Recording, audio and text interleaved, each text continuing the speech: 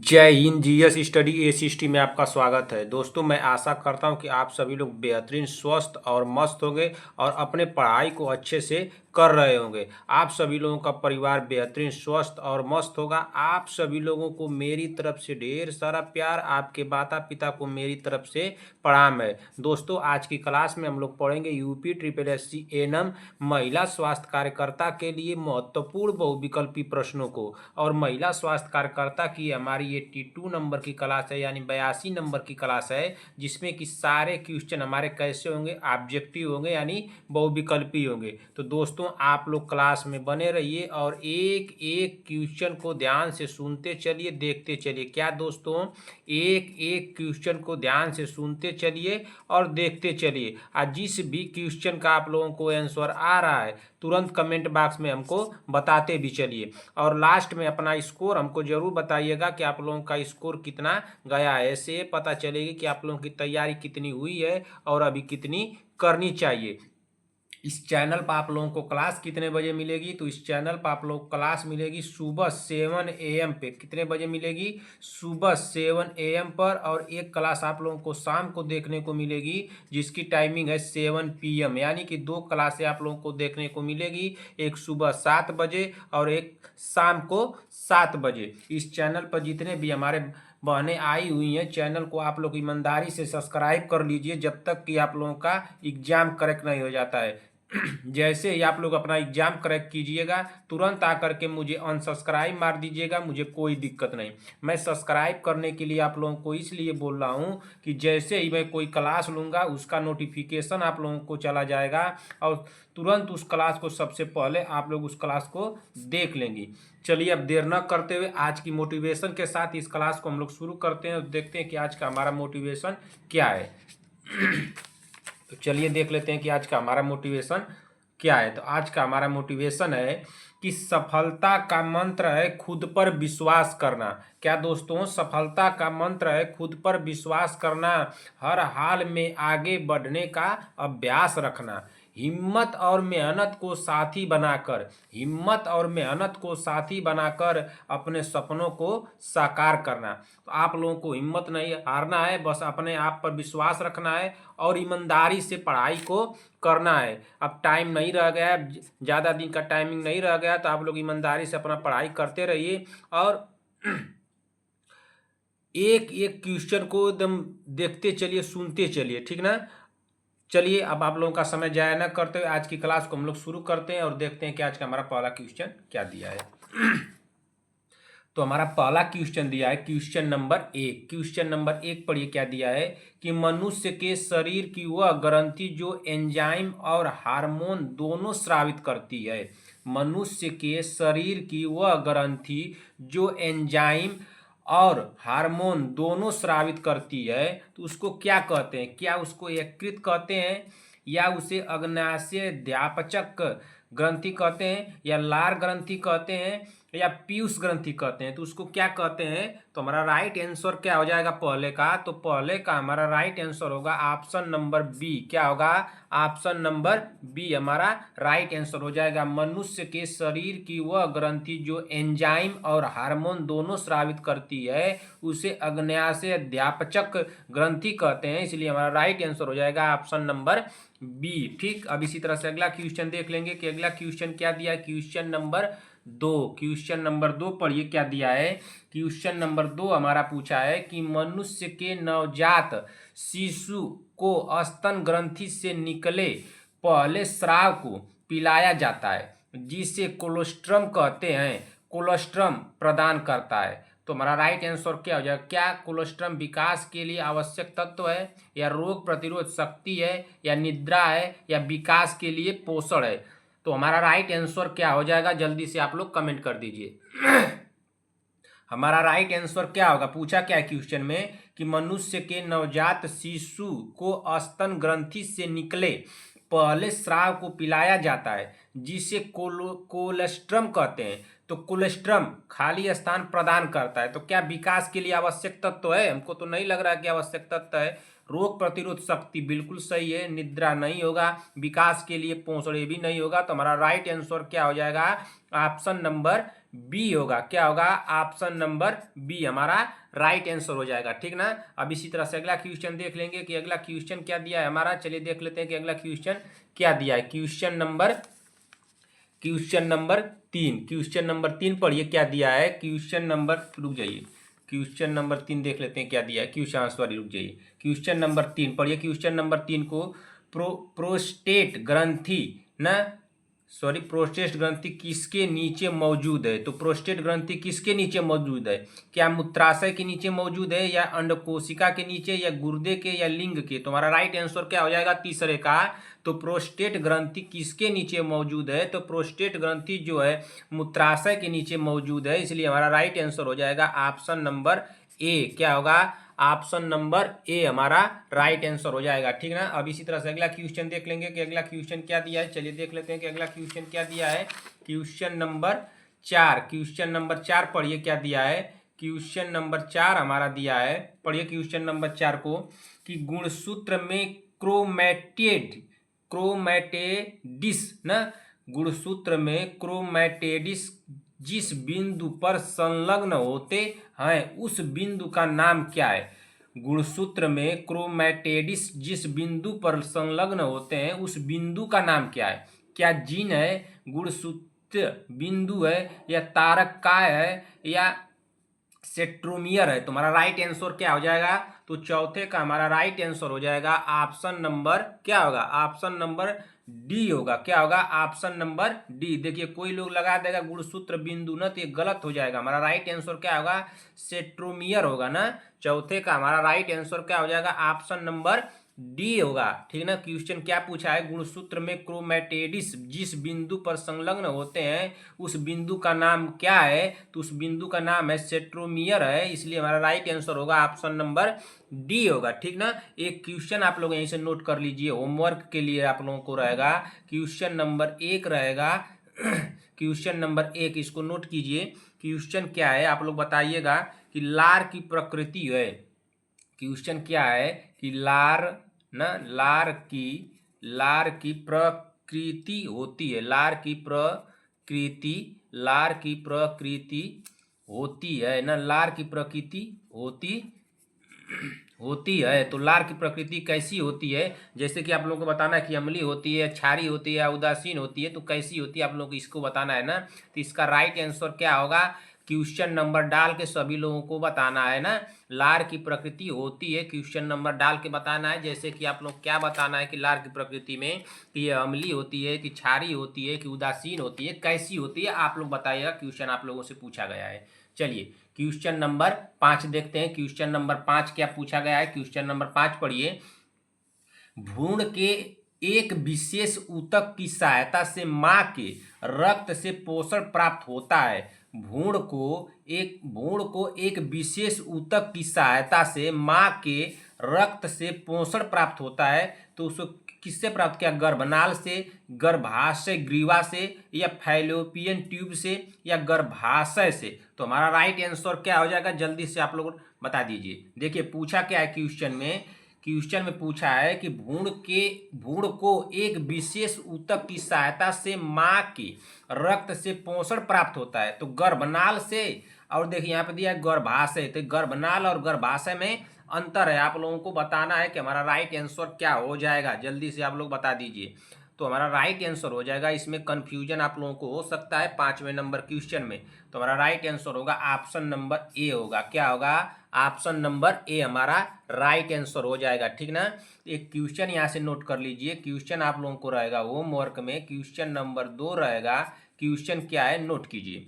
Question है कि मानव मूत्र है, ठीक ना। क्वेश्चन क्या है कि मानव मूत्र ना, मानव मूत्र है। तो मानव मूत्र कैसा है, इसका भी आंसर आप लोगों को बताना है कि जैसे कि क्या है, अम्लीय है, कि क्षारीय है, कि उदासीन है, कि मानव मूत्र कैसा होता है, आप लोगों को बताना है, ठीक है ना। क्वेश्चन नंबर सभी बहनों को डाल के बताना है। चलिए अगला क्वेश्चन देख लेते हैं कि अगला क्वेश्चन क्या दिया है। क्वेश्चन नंबर क्वेश्चन नंबर 6 पढ़िए क्या दिया है। क्वेश्चन नंबर 6 हमारा पूछा है कि वृषणों से कौन सा हार्मोन स्रावित होता है।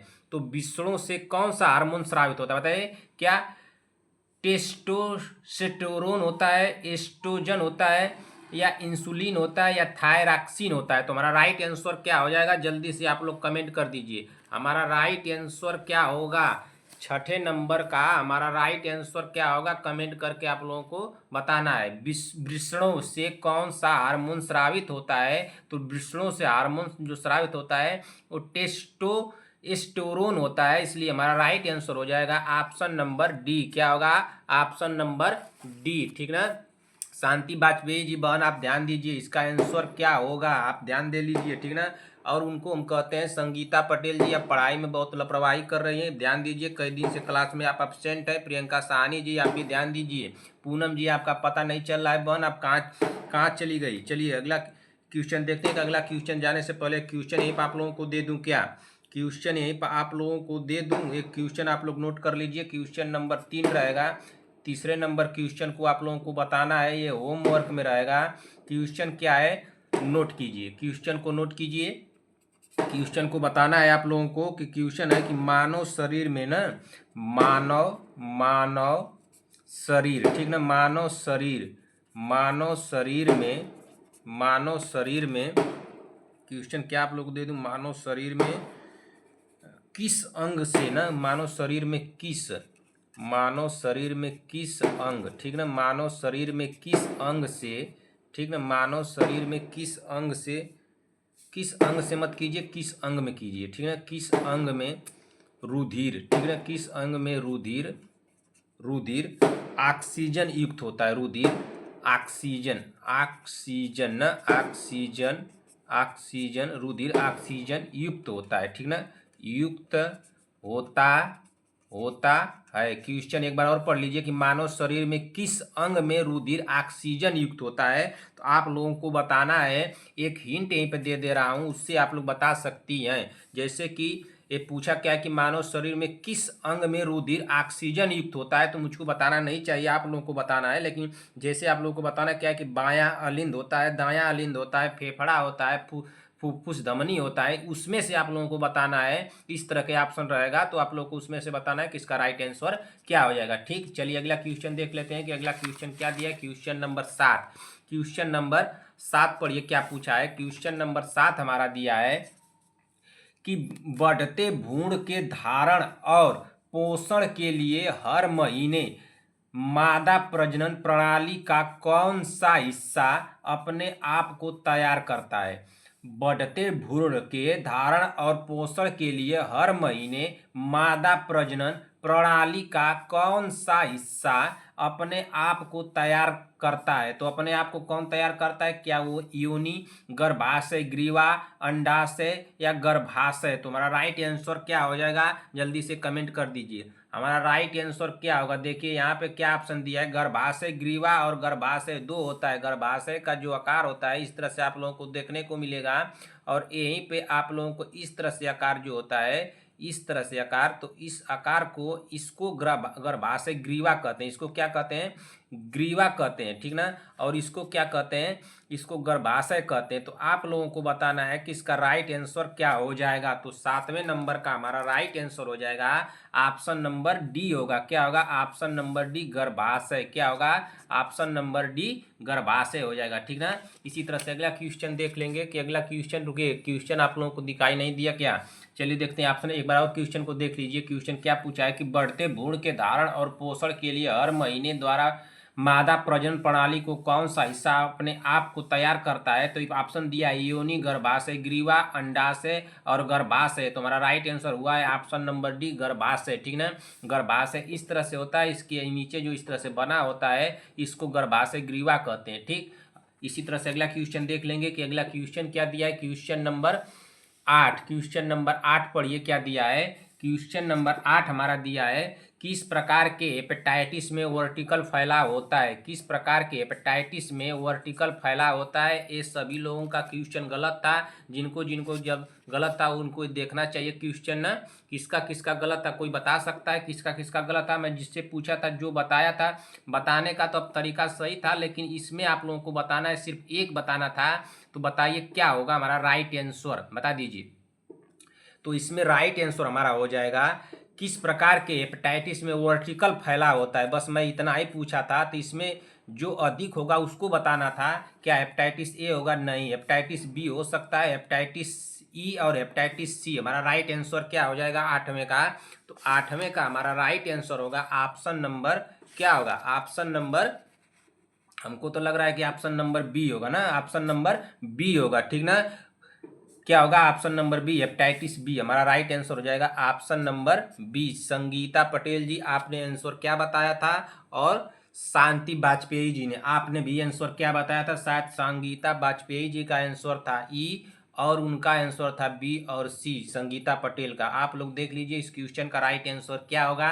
अगर इस क्वेश्चन में आप लोगों को डाउट होगा तो मुझे कमेंट करके पूछिएगा कि सर मुझे इस क्वेश्चन में डाउट है। मैं बताने की आप लोगों को पूरी कोशिश करूंगा, पूरे डिटेल में बताऊंगा, ठीक ना। क्वेश्चन देख लीजिए, किस प्रकार के हेपेटाइटिस में वर्टिकल फैलाव होता है। वर्टिकल मैं पूछा था, वर्टिकल फैलाव होता है। तो वर्टिकल फैलाव जो सबसे अधिक होता है वो हेपेटाइटिस बी में होता है ना। सबसे अधिक जो होता है वो हेपेटाइटिस बी में होता है। हमारा राइट आंसर होगा ऑप्शन नंबर बी। इस क्वेश्चन में आप लोगों को डाउट होगा तो कमेंट कीजिएगा क्वेश्चन नंबर डाल के कि सर क्वेश्चन नंबर 8 में मुझे डाउट है। मैं बताने की आप लोगों को पूरी कोशिश करूंगा।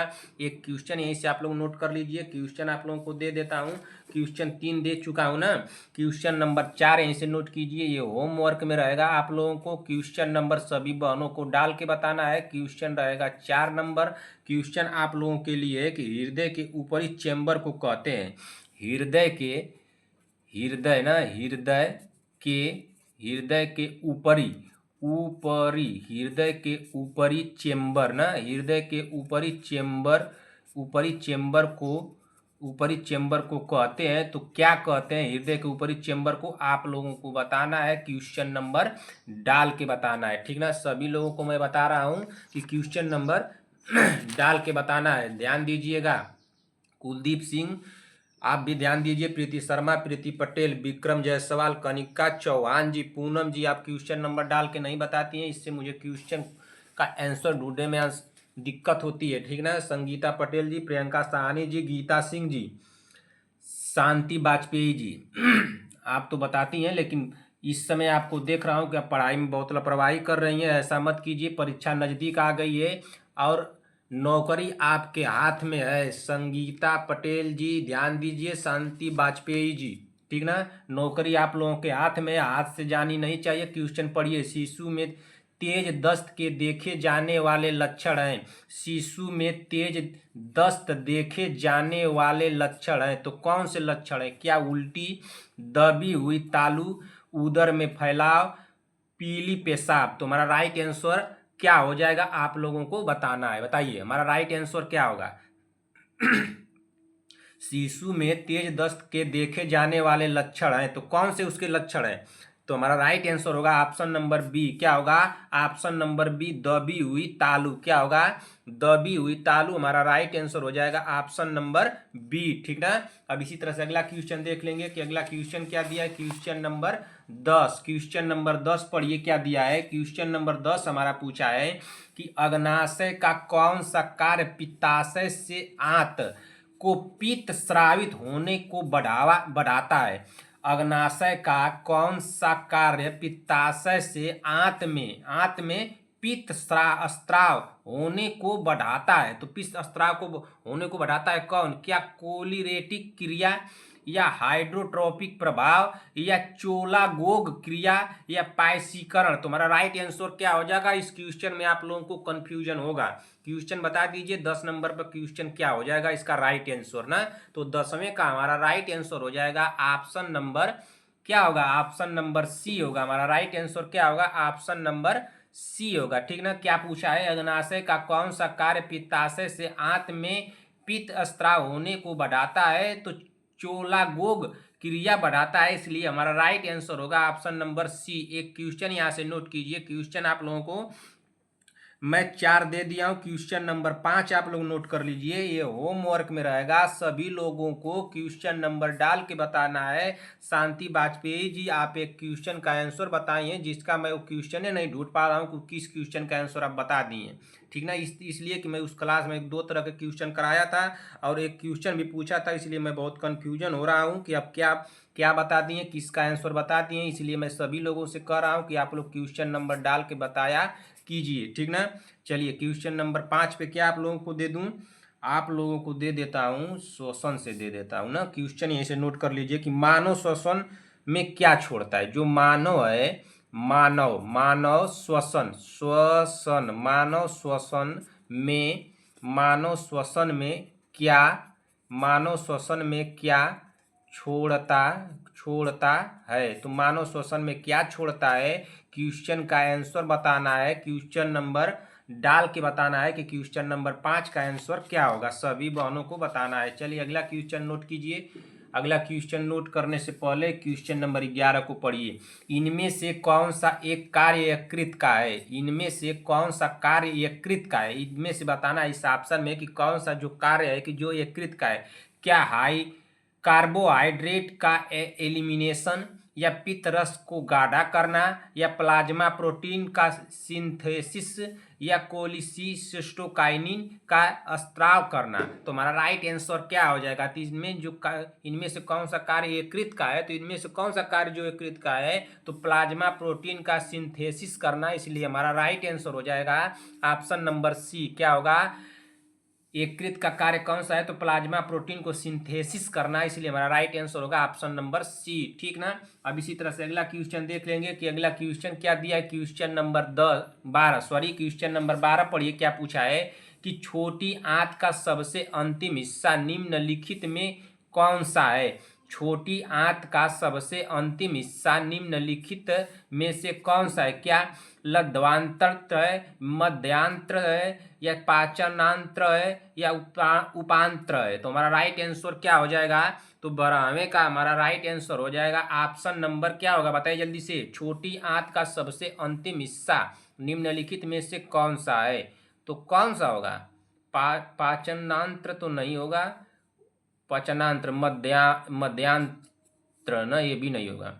उपांत्र होगा या लदेवांत्र होगा, तो ऑप्शन नंबर ए होगा ना। क्या होगा, ऑप्शन नंबर ए हमारा राइट आंसर होगा। ऑप्शन नंबर ए 100% पे लेके चलिएगा, बिल्कुल सही है, ठीक ना। ऑप्शन नंबर ए हमारा राइट आंसर हो जाएगा। 12वां नंबर पर हम लोग आ गए हैं। इसके आगे बढ़ने से पहले क्वेश्चन आप लोगों को दे देता हूँ। क्वेश्चन रहेगा होमवर्क में, क्वेश्चन नंबर सभी बहनों को डाल के बताना है। क्वेश्चन नंबर रहेगा 6 पे रहेगा, ठीक ना। क्वेश्चन नंबर 6 पे रहेगा। इस क्वेश्चन का आंसर बताना है। क्वेश्चन आप लोगों को दे दूं, क्या क्या क्वेश्चन दे दूं, क्वेश्चन तो याद नहीं आ रहा है। क्वेश्चन आप लोगों को क्या दे दूं, हाँ लिखिए, याद आ गया क्वेश्चन। हमारे लिखिए, हमारे शरीर में ना, हमारे शरीर में, ठीक ना, हमारे शरीर में कुल इस क्वेश्चन को मैं कराया हूँ। क्वेश्चन को बिना देखे बताना है। कुल कितनी मांसपेशियां होती है। मांसपेशियां, ठीक ना, मांसपेशियां होती हैं।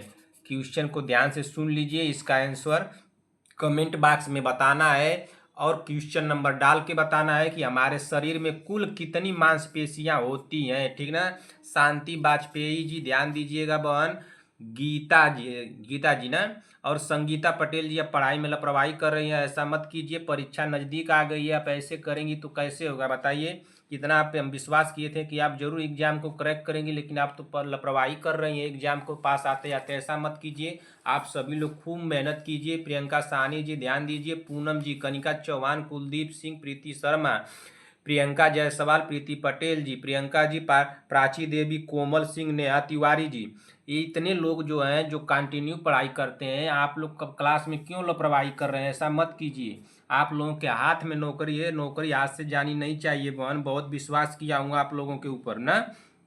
चलिए अगला क्वेश्चन पढ़िए कि औषधि का अवशोषण किस भाग में सबसे अधिक होता है। औषधि का अवशोषण किस भाग में सबसे अधिक होता है? तो सबसे अधिक किस में होता है? बड़ी आंत में होता है कि अमाशय में होता है कि पित्ताशय में होता है या छोटी आंत में होता है? तो किस में होता है? तो हमारा राइट आंसर 13 नंबर का क्या हो जाएगा? जल्दी से आप लोग कमेंट कर दीजिए। तो 13 नंबर का हमारा राइट आंसर होगा ऑप्शन नंबर क्या होगा? औषधि का अवशोषण किस भाग में सबसे अधिक होता है? तो बड़ी आंत में नहीं होता है, अमाशय में, पित्ताशय में, छोटी आंत में होता है ना। किस में होता है? छोटी आंत में होता है, छोटी आंत में होता है। हमारा राइट आंसर हो जाएगा ऑप्शन नंबर डी। क्या होगा? ऑप्शन नंबर डी हमारा राइट आंसर हो जाएगा, ठीक ना। हमारा राइट आंसर क्या होगा? ऑप्शन नंबर डी हो जाएगा। एक क्वेश्चन यहाँ से नोट कीजिए, क्वेश्चन रहेगा होमवर्क में, ठीक ना। क्वेश्चन रहेगा होमवर्क में। क्वेश्चन कौन सा था, किस नंबर का क्वेश्चन था? क्वेश्चन नंबर 7 पे रहेगा। आप लोगों को क्वेश्चन नंबर सभी लोगों को डाल के बताना है। अच्छा, उधर श्वसन से पूछे थे क्वेश्चन ना, तो एक यहाँ पे बता दीजिए, क्वेश्चन में कंफ्यूजन नहीं होना चाहिए। एक सामान्य ना, एक सामान्य मनुष्य ना, एक सामान्य मनुष्य 1 मिनट ना, 1 मिनट ना में सांस लेता है। 1 मिनट में सांस लेता है, ठीक ना। 1 मिनट में सांस लेता है। तो इसका राइट आंसर क्या हो जाएगा? क्वेश्चन का नंबर डाल के बताना है कि एक सामान्य मनुष्य 1 मिनट में सांस लेता है। शांति वाजपेयी जी एक ऐसी बहन है कि जो जब से क्लास को ज्वाइन की है तब से एक दिन भी वो अब्सेंट नहीं हुई हैं। लेकिन एक बहन और हैं जिनका नाम है क्या? संगीता पटेल जी। आपने 4 बार क्लास को अब्सेंट हो गई हैं, इसको ध्यान दीजिए, अब्सेंट मत होइए। मैं बार बार कह रहा हूँ बहन, आप अब्सेंट मत होइए। आप तो इतनी अच्छी थी पढ़ने में, फिर क्यों लापरवाही कर रही हैं पढ़ाई में? हाँ बताइए। चलिए अगला क्वेश्चन देखिए। प्रियंका साहनी जी का पता नहीं चल रहा है कि वो कहाँ चली गई। लौह तत्व की कमी से उत्पन्न एनीमिया रोग से पीड़ित बच्चे में क्या लक्षण दिखाई देते हैं? लौह तत्व की कमी से उत्पन्न एनीमिया रोग से पीड़ित बच्चे में क्या लक्षण दिखाई देते हैं? तो क्या लक्षण दिखाई देते हैं? क्या भार में गिरावट, या मांसपेशियों में हास्य, या संक्रियता के स्तर में कमी, या बी तथा सी दोनों? तो हमारा राइट आंसर क्या हो जाएगा? क्वेश्चन क्या पूछा है? क्वेश्चन पूछा है कि लौह तत्व की कमी से, लौह तत्व पूछ रहा है, लौह तत्व की कमी से उत्पन्न एनीमिया भी पूछा ना, रोग से पीड़ित बच्चे में क्या लक्षण दिखाई देते हैं? तो क्या भार में गिरावट? बिल्कुल नहीं। मांसपेशियों में हास्य? बिल्कुल सही है। सक्रियता के स्तर में कमी? ये भी सही है। इसलिए हमारा राइट आंसर हो जाएगा ऑप्शन नंबर डी। क्योंकि बी और सी जब दोनों सही हो रहे हैं तो ऑप्शन डी भी दिया है कि बी तथा सी दोनों, तो इसलिए हमारा राइट आंसर हो जाएगा ऑप्शन नंबर डी। क्या हो जाएगा? ऑप्शन नंबर डी हमारा राइट आंसर हो जाएगा, ठीक ना। चलिए अगला क्वेश्चन देख लेते हैं कि अगला क्वेश्चन क्या दिया है। क्वेश्चन नंबर 15, क्वेश्चन नंबर 15 पढ़िए क्या दिया है कि सबसे सामान्य प्रकार का मस्तिष्क ट्यूमर है। सबसे सामान्य प्रकार का मस्तिष्क ट्यूमर है। तो सबसे सामान्य प्रकार का मस्तिष्क ट्यूमर क्या है? क्या सेरिब्रोएजियोमा, या ग्लियोमा, या मिनीजियोमा, या बिल्यू ट्यूमर? तो हमारा राइट आंसर क्या हो जाएगा? तो 15वें का हमारा राइट आंसर होगा ऑप्शन नंबर क्या होगा? सबसे सामान्य प्रकार का मस्तिष्क ट्यूमर है ना, तो सबसे सामान्य पूछ रहा है ना, तो सबसे सामान्य प्रकार का मस्तिष्क ट्यूमर तो क्या हो जाएगा? सबसे सामान्य प्रकार का क्या होगा बताइए? आप लोग को पता चल रहा है इस सेंसर क्वेश्चन का आंसर क्या होगा? Question number B, option number B होगा। क्या होगा? ऑप्शन नंबर बी हमारा राइट आंसर हो जाएगा, ठीक ना। एक क्वेश्चन यहाँ से नोट कीजिए, क्वेश्चन नंबर 8 पे रहेगा। इस क्वेश्चन को आप लोगों को बताना है। इस क्वेश्चन रहेगा होमवर्क में। क्वेश्चन का आंसर आप लोगों को बताना है, क्वेश्चन नंबर डाल के बताना है कि 7वें नंबर तो दे दिया क्वेश्चन, एक 8 नंबर पर क्वेश्चन नोट कर लीजिए। एंजाइम क्या होते हैं बता दीजिए। तो एंजाइम क्या होते हैं? एंजाइम बहुत आसान आसान आप लोगों को क्वेश्चन दे रहा हूं। एंजाइम क्या क्या होते हैं? इस क्वेश्चन का आंसर आप लोगों को कमेंट बॉक्स में बताना है। इसका आंसर क्या होगा ना, इस आंसर क्या होगा? एंजाइम क्या होते हैं, ठीक ना। अगर हेड राइटिंग में आप लोगों को परेशानी हो तो मैं बोल रहा हूँ, नोट कर लीजिए कि एंजाइम क्या होते हैं। क्वेश्चन नंबर 8 पे इसका आंसर आप लोगों को बताना है, ठीक ना। विक्रम जायसवाल जी, आपका पता नहीं चल रहा है, अब कहाँ चले गए। चलिए अगला क्वेश्चन देखते हैं कि अगला क्वेश्चन क्या दिया है। क्वेश्चन नंबर 16, क्वेश्चन नंबर 16 पढ़िए। क्वेश्चन नंबर 16 हमारा पूछा है कि जलांतक रोधी टीके का सबसे उपयुक्त स्थान है। जलांतक रोधी टीके का सबसे उपयुक्त स्थान है क्या कुल्ले की पेशी या नितंब पेशी, या कंधे की त्रिकोणी पेशी, या पेट की अग्र दीवार, या जांग के भीतरी हिस्से। तुम्हारा राइट आंसर क्या हो जाएगा, जल्दी से आप लोग कमेंट कर दीजिए। तो हमारा राइट आंसर 16 नंबर का हमारा राइट आंसर क्वेश्चन क्या होगा। तो जलांतक रोधी टीके का सबसे उपयुक्त स्थान पूछ रहा है ना। तो जलांतक टीके का सबसे उपयुक्त स्थान कौन सा है, तो हमको लग रहा है कि ऑप्शन नंबर बी होगा ना। क्या होगा, ऑप्शन नंबर बी, कंधे की त्रिकोणी पेशी। हमारा राइट आंसर क्या हो जाएगा, ऑप्शन नंबर बी होगा, ठीक ना। एक क्वेश्चन यहीं से आप लोग नोट कर लीजिए। तो क्वेश्चन कौन सा आप लोगों को दे दूं, क्वेश्चन नंबर 9 रहेगा, ये होमवर्क में रहेगा। सभी बहनों को मैं बार बार कह रहा हूं कि क्वेश्चन नंबर डाल के बताया कीजिए, बिना क्वेश्चन नंबर डाले आप लोग मत बताया कीजिए, ठीक ना। क्वेश्चन नंबर 9 पे क्या आप लोगों को दे दूं, कल का क्लास जो देखा होगा शाम को वो इस क्वेश्चन को बता देगा।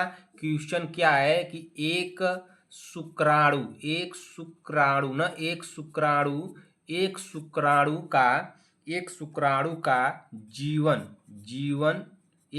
का जीवन काल कर लीजिए, जीवन काल होता है। तो एक शुक्राणु का जीवन काल कितने दिनों का होता है या कितने समय का होता है, आप लोगों को बताना है ना।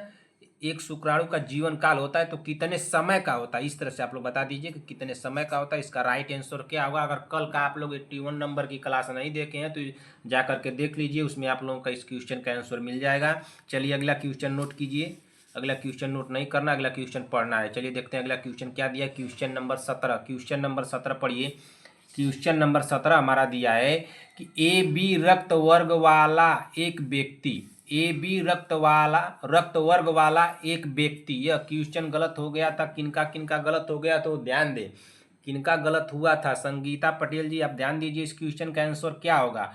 ए बी और ओ रक्त वर्ग वाले लोगों को रक्तदान कर सकता है। ए बी और ओ रक्त वर्ग वाले लोगों को रक्तदान कर सकता है। कौन, ए बी रक्त वाला, या सार्वभौमिक रक्तदाता कहा जाता है, या किसी भी वर्ग से रक्त ले सकता है। इसको ध्यान दीजिएगा, किसी भी वर्ग से रक्त ले सकता है क्या, न तो एक सार्वभौमिक प्राप्त करता है और न ही एक सार्वभौमिक दाता है। तो हमारा राइट आंसर क्या हो जाएगा। क्वेश्चन क्या पूछा है, क्वेश्चन पूछ क्या रहा है कि ए बी जो रक्त वर्ग का वाला व्यक्ति है, ए बी रक्त वाला जो व्यक्ति है, क्या वह ए बी और ओ रक्त वर्ग वाले लोगों को रक्तदान कर सकता है, नहीं कर सकता है। सार्वभौमिक रक्तदाता कहा जाता है इसको सार्वभौमिक रक्तदाता कैसे कहा जाएगा भाई, इसको तुमको लग रहा है कि नहीं कहा जाएगा। किसी भी वर्ग से रक्त ले सकता है, बिल्कुल सही है।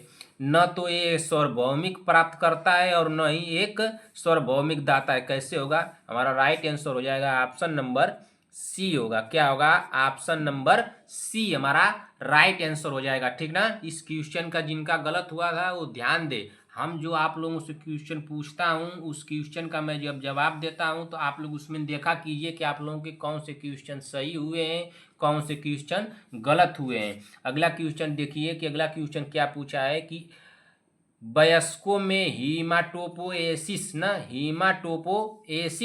कहाँ पाए जाते हैं। तो वयस्कों में हीमाटोपोएसिस कहाँ पाए जाते हैं, क्या लार अस्थि मज्जा में पाए जाते हैं, या पीली अस्थि मज्जा में पाए जाते हैं, या जिगर में, या तिल्ली में। तो हमारा राइट आंसर क्या हो जाएगा, जल्दी से आप लोग बता दीजिए। तो हमारा राइट आंसर क्या होगा, नेहा तिवारी जी, कोमल सिंह जी, प्राची देवी, प्रियंका जी, प्रीति पटेल, कुलदीप सिंह, विक्रम जायसवाल जी। आप लोग तो इतने हमारे क्लास में प्रेजेंट रहते हैं कि आप लोगों का नाम ही हमको याद हो गया है। प्रीति शर्मा जी, कनिका चौहान जी हुई, पूनम जी हुई, संगीता पटेल जी हुई, प्रियंका साहनी जी हुई, गीता सिंह जी एक हैं, और उनका क्या नाम है, शांति वाजपेयी जी। शांति वाजपेयी जी, मैं आपको अपने तरफ से वेरी वेरी गुड देता हूं, क्योंकि आपने जिस तरह से मैं क्वेश्चन कराया उन सबको आपने बारीकी से पढ़ा, सबका जवाब दिया, अपना स्कोर बताया। जितना मैं बताता हूँ उन चीज़ों को आप फॉलो करते हैं, इसके लिए मैं आपको वेरी वेरी गुड देता हूँ। बन लगे रहिए, नौकरी आपके हाथ में है, नौकरी आज से जानी नहीं चाहिए, जी जान लगा दीजिए, एब्सेंट मत हुआ करिए,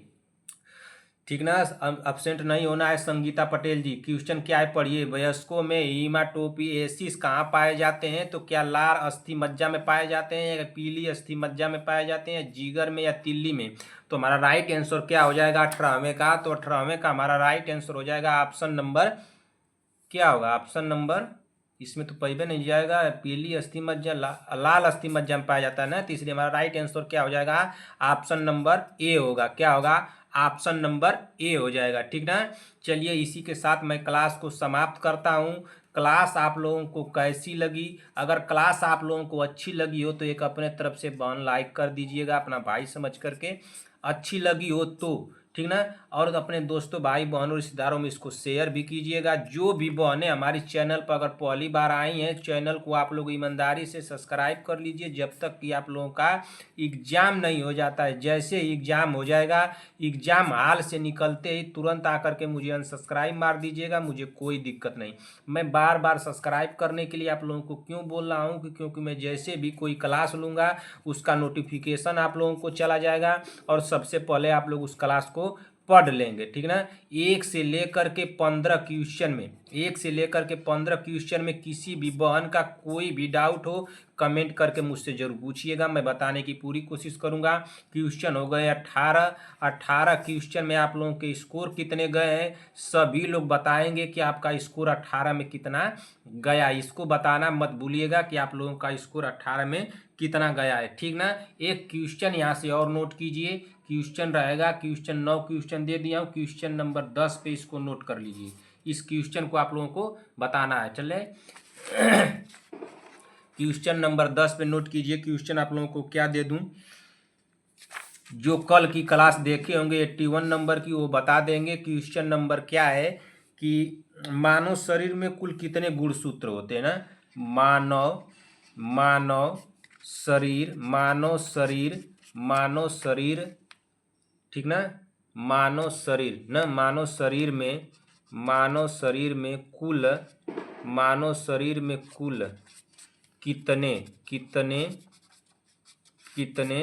कितने गुणसूत्र होते हैं ना, गुणसूत्र होते हैं ना। मानव शरीर में कुल कितने गुणसूत्र होते हैं। क्वेश्चन नंबर 10 पे रहेगा, आप लोगों के लिए होमवर्क में रहेगा, इसको बताना है, ठीक ना, कि मानव शरीर में कुल कितने गुणसूत्र होते हैं। क्वेश्चन को देख लीजिए ध्यान से कि मानव शरीर में कुल कितने गुणसूत्र होते हैं, इसको बताना है, सभी लोगों को बताना है। 10 क्वेश्चन मैं दे दिया हूँ। शांति वाजपेयी जी ध्यान दीजिए, गीता सिंह जी, प्रियंका साहनी जी, आप लोग इतनी हमारे क्लास में प्रेजेंट हैं कि आप लोगों का नाम है हमको याद हो गया है। संगीता पटेल जी, पूनम जी, कनिका चौहान हुई, प्रियंका, विक्रम जायसवाल जी हुए, कुलदीप सिंह, प्रीति शर्मा, प्रीति पटेल, प्रियंका, प्राची देवी, कोमल सिंह, नेहा तिवारी, इन सभी बहनों को मैं कह रहा हूँ कि आप लोग लगे रहिए, आप लोग जरूर एग्जाम को क्रैक करेंगे, सिर्फ ईमानदारी से आप लोग लगे रहिए। चलिए इसी के साथ मैं क्लास को समाप्त करता हूँ। आप लोगों को क्लास कैसी लगी एक कमेंट करके मुझे प्यारा सा जरूर बताइएगा कि आप लोगों को क्लास कैसी लगी। आप सभी लोगों को मेरी तरफ से ढेर सारा प्यार, आपके माता पिता को मेरी तरफ से प्रणाम कहिएगा। मिलते हैं ऐसी अगली क्लास में, तब तक के लिए जय हिंद, जय भारत।